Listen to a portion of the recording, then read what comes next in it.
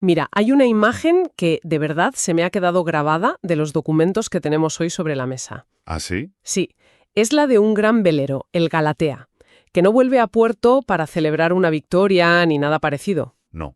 Vuelve para morir, para quedar atracado para siempre y convertirse literalmente en un recuerdo de piedra. Es un punto de partida potentísimo. El fin del movimiento, que para un barco, vamos, es como el fin de la vida. Totalmente. Y los autores de este texto lo saben, y por eso eligen contarlo de una forma muy, muy particular. Exacto, porque hoy vamos a analizar unos extractos que se titulan Aleta de tiburón a bordo del Galatea.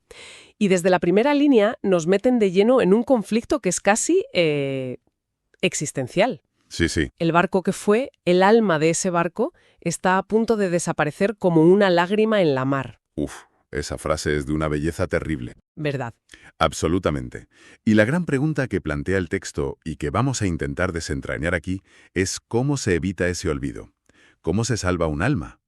Y la respuesta que nos dan es, como poco, sorprendente. Sorprendente es poco. Nos dicen que todo se salva por el hallazgo de una aleta de tiburón. Tal cual. Y mi primera reacción al leerlo fue, ¿perdona? ¿Qué tiene que ver una cosa con la otra? Claro. Nuestra misión hoy es entender esa conexión, cómo ese objeto transforma una historia de pérdida en un relato sobre la inmortalidad. Y para empezar a entenderlo, hay que fijarse en una advertencia que nos hacen los propios autores. ¿Cuál? Nos dicen, es novelado, pero no es una novela. Y esa frase es la clave de todo. Para mí, que eligieran la falsa ficción, como lo llaman, es toda una declaración de intenciones. Desde Go. Es como si dijeran que los hechos por sí solos, las fechas, los datos, mienten por omisión, que no te cuentan la verdad importante. ¿Lo ves así? Totalmente. Y creo que va incluso más allá. Es una elección consciente de que hay verdades que no caben en un informe. Vale. Un informe te puede decir la velocidad del viento en una tormenta y la escora del buque. Pero la falsa ficción te intenta contar el miedo que sentías al aferrarte al mástil, el sabor a sal, el frío calándote los huesos. Buscan la verdad emocional. Exacto, no la factual. Querían transmitir lo que era estar vivo en ese barco, no solo registrar su existencia. Vale, entiendo. Entonces, antes de llegar al tiburón, vamos a ponernos en la piel de esa tripulación. Nos describen un final que es de una frialdad brutal. El Galatea, como tal, ya no existe. Ya no. Vuelve a Escocia, recupera su nombre de nacimiento, el Glenlee, y se acabó. España lo pierde para siempre. Es un cierre administrativo casi, un cambio de bandera y de nombre en un papel, pero para ellos es la muerte de un ser vivo. Claro. Y lo que más les duele, o eso se desprende del texto, es la inmovilidad. La frase que usan es... Quedará amarrado a un muelle por siempre, atado a la piedra. justo esa. Es que es la antítesis de un velero. Es como enjaular a un pájaro. Totalmente. Un barco hecho para devorar millas, para sentir el viento de todos los mares, reducido a una atracción turística, un objeto estático. Y ahí está la dualidad que me parece fascinante y que el texto subraya. Por un lado tienes el cuerpo, el Glenlee. El casco de acero. El casco de acero que la gente puede visitar en Glasgow. Es algo tangible, real, pero inerte.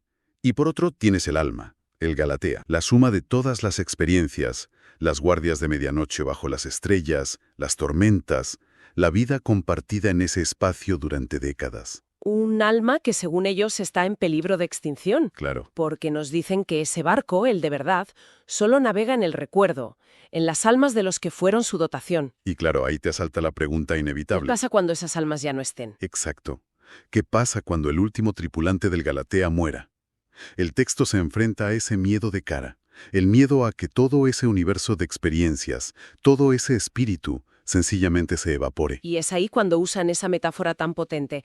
Su memoria se disolverá como una lágrima en la mar. Es que es la imagen perfecta Es perfecta, ¿verdad? para hablar de cómo algo único, personal y salado como una lágrima, simplemente, se diluye en la inmensidad anónima del océano hasta que ya no queda nada. Sí. El olvido absoluto. Sí, un final inmerecido para un barco con esa historia. Y ellos sienten que tienen la responsabilidad de evitarlo, pero no con una placa o un monumento, sino con algo mucho más poderoso. Y justo cuando nos han dejado en ese punto de máxima desolación, sueltan la bomba. Sí, nos han pintado el cuadro más triste posible. El barco inmóvil, la memoria a punto de desaparecer. Y justo ahí, cuando piensas que no hay salida, lanzan esa frase casi de la nada. De no haber encontrado una aleta de tiburón, Es que es un giro de guión. a mí al principio me dejó totalmente perpleja. Es que es radical. Pasa de un drama existencial a una historia de aventuras, casi. Y lo genial es que no nos explican nada. Cierto. No nos cuentan la anécdota. Y en ese silencio, en ese misterio, es donde reside toda la fuerza. Espera, no lo pillo del todo. Suena muy poético, pero en la práctica, ¿cómo puede un objeto salvar un recuerdo de esta manera? O sea, ¿cómo funciona ese mecanismo? Pues volviendo a su método, la falsa ficción. Vale. Si esto fuera un diario de bitácora, pondría Día X avistado tiburón en posición Y. Sería un dato frío, una anécdota curiosa y nada más. Claro. Al no contarnos la historia y solo darnos el símbolo, la aleta, lo elevan a la categoría de mito. Lo convierten en una especie de código secreto. Ah, como la Magdalena de Proust. Un secreto que no es importante por lo que es, sino por todo lo que desata. Exactamente esa es la idea. El texto lo dice de forma sutil pero clara. Usan este método para explicar lo que sentían. Al ver una aleta de tiburón muchos años después, fíjate que el énfasis está en el recuerdo posterior, no en el evento original. Ah, es verdad. No es la historia del tiburón lo que salva al Galatea. Es el poder de esa imagen para reavivar la memoria décadas más tarde.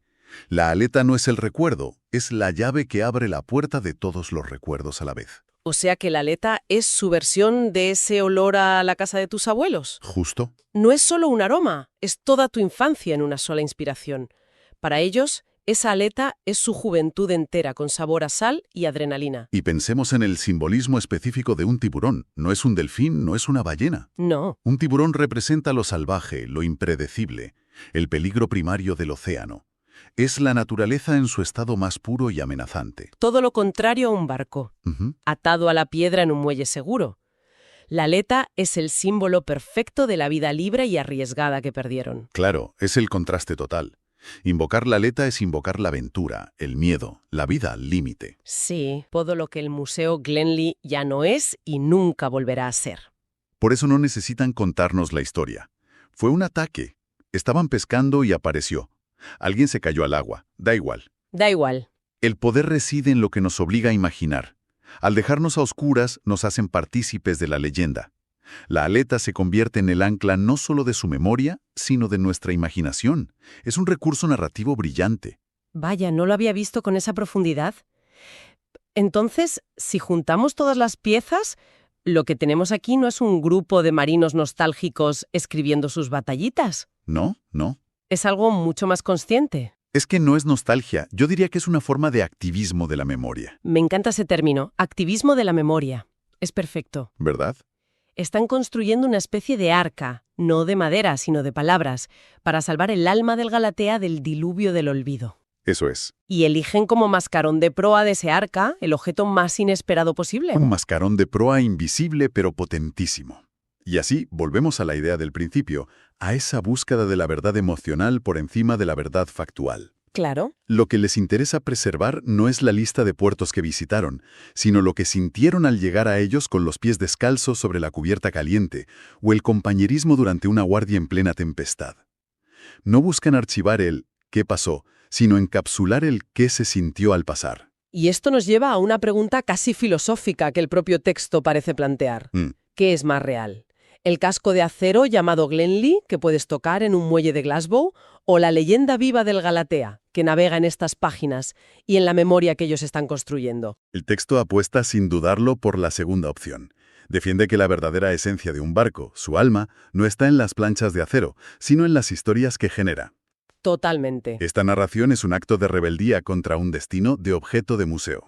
Es una forma de decir, podéis tener el cuerpo, pero el alma sigue navegando con nosotros y con cualquiera que lea esta historia. Exacto.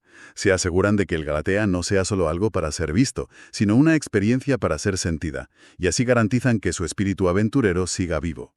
No es un simple libro de recuerdos. Lo que han construido es una embarcación de papel destinada a navegar para siempre en la mente de los lectores. Es un legado. Es un legado deliberado. Una victoria final contra la piedra y el olvido. Qué pasada. O sea que, resumiendo un poco el viaje que hemos hecho con este texto, empezamos con la muerte física de un barco, con la amenaza real de que su recuerdo se disolviera en la nada. Sí, como una lágrima en la mar. Exacto. Un final que parecía inevitable y, bueno, profundamente triste. Desde luego. Pero de repente descubrimos que todo pivota sobre un detalle en apariencia inconexo, una aleta de tiburón. Y hemos visto que no es solo un recuerdo, sino que es el catalizador que les permite usar el poder de la narración para darle una nueva vida al barco, una vida eterna. Lo que nos enseña este documento de una forma preciosa es que la manera en que contamos nuestras historias define lo que sobrevive de nosotros. Totalmente. La tripulación del Galatea nos da una lección increíble. A veces, para salvar la verdad más importante, la del corazón, no bastan los hechos. Hay que recurrir a la poesía, al mito, a lo que ellos llaman un truco de la falsa ficción. Y nos dejan deliberadamente con el misterio sin resolver. Nunca sabremos qué pasó exactamente con esa aleta de tiburón. Y eso es lo mejor. Y eso creo que nos lleva a una reflexión final para quien nos escucha. El texto nos obliga a pensar en nuestras propias aletas de tiburón. En esos recuerdos que son tan potentes que un solo objeto, un olor o una imagen pueden traerlos de vuelta con toda su fuerza original, años después. Exacto. ¿Cuál es esa imagen, ese objeto, en la vida de cada cual? Y si tuvieras que contar esa historia para que no se perdiera, para que sobreviviera a tu propia memoria, ¿qué elegirías? ¿La fría precisión de un informe con todos los datos correctos? ¿O la calidez de una buena historia? Una que capture la emoción, aunque para ello tuvieras que usar un pequeño truco de la falsa ficción.